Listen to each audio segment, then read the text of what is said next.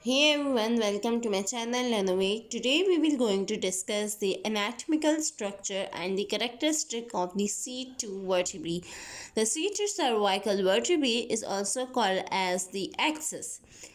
So this axis has a very important identification point, that is the tooth-like extension or the dance called as the odontoid process. Here you can see this tooth-like extension or the large elevation of the axis is called as the odont process or the dance of the axis, which we're going to articulate with the atlas and form the atlantoaxial joint. Also, the axis is the most strongest of the vertebrae in the whole cervical vertebral column. So the axis, we will going to discuss the features that the axis have.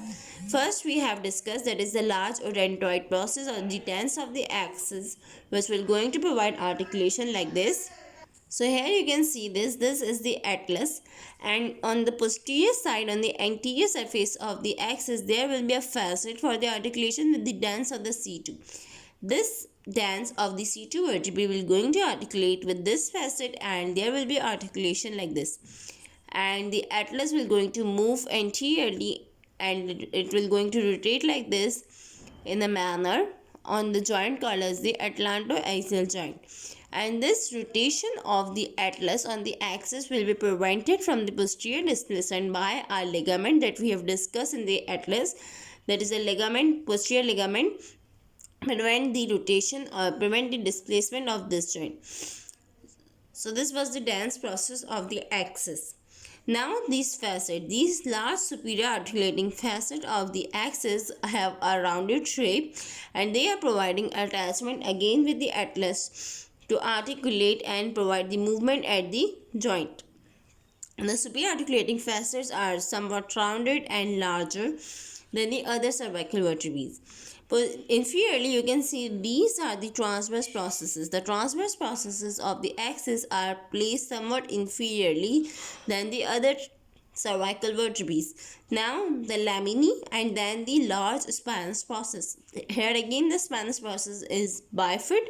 Here you can see posteriorly this is a bifid spinous process, and this will going to provide attachment for the spinous ligament, interspinous ligament, and other ligaments of the vertebral column. So posterior to the transverse process, these are the inferior articulating facets. Here you can see inferiorly, these inferior articulating facets are very much smaller than the superior articulating facet, and they are also not lying at the same level. They are lying at the different level. So now we are going to discuss somewhat anatomy of the atlantoaxial joint.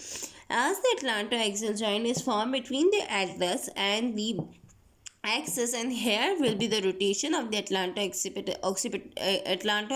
joint, that we're going to rotate the atlas on the axis, and these facets superiorly, here you can see these inferior facets of the atlas will going to articulate with the superior facets of the axis, and there will be articulation of this articulation that is between the facets, and the another articulation is between the dens and the posterior facet on the anterior body of the atlas. So there's two articulations form the joint, that is the atlantoaxial joint, and this joint prevent the displacement and also provide the movement of the neck when we say no, or any lateral movement of the neck. The ligaments that are preventing these joint to displace are the transverse ligament that is coming from the one lateral process of the atlas to the another lateral process of atlas and form a tendinous central ring to prevent the posterior displacement of the axis. So this is the axis, that is a C2 cervical vertebrae, and we have discussed it is the most strongest cervical vertebrae. Also, it will going to give passage for the vertebral arteries and the vertebral veins through this transversorium foramen, and here will be the C2 spinal nerve in the groove between the anterior and posterior tubercle in the transverse process. This intervertebral foramen, that is a large intervertebral foramen, will giving passage to the spinal cord.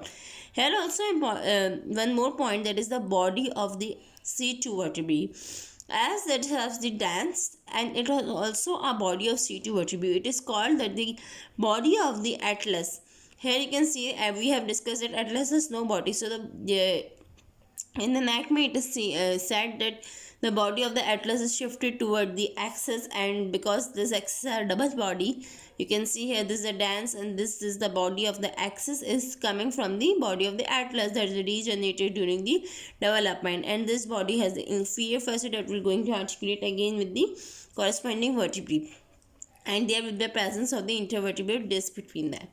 So these are the features of the axis. There is a C2 cervical vertebrae.